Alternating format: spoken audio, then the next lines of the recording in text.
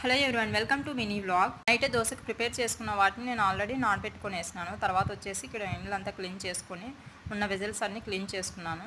తర్వాత నెక్స్ట్ వచ్చేసి already tea అయితే కంప్లీట్ అయిపోయింది. టిఫిన్ అయితే పెరుగు తోడుకేయాలని చెప్పేసి పాలు పెట్టుకున్నాను. అక్కడ పాలు పెరుగు కోసము తోడుకేయాలని చెప్పేసి పాలు పెట్టినాను. అక్కడ నెక్స్ట్ వచ్చేసి సాంబార్ కోసం అని నేను ఆల్రెడీ దోశకు నానబెట్టేటప్పుడే కంది బ్యాలు కూడా నానబెట్టేసుకున్నాను. ఇది వచ్చేసి ఈరోజు ఆఫ్టర్నూన్ అండి, సాంబార్ కోసం అని ప్రిపేర్ చేసుకుంటున్నాను.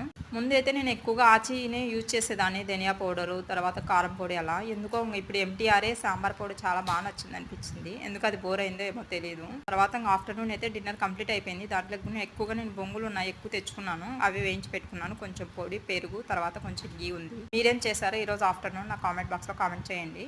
నేను ఈరోజు అయితే సాంబార్ చాలా లిక్విడ్గానే చేసినానండి, రసంలాగా. ఇంకొక విషయం మీతో షేర్ చేసుకోవాలండి. నిన్న ఒక వీడియో నాకు రోల్ వీడియో వైరల్ అయింది. అది వచ్చేసి 1 మిలియన్ కంప్లీట్ అయిందండి. థ్యాంక్ యూ సో మచ్ అండి. ప్లీజ్ ఈ వీడియో నచ్చినట్లయితే ప్లీజ్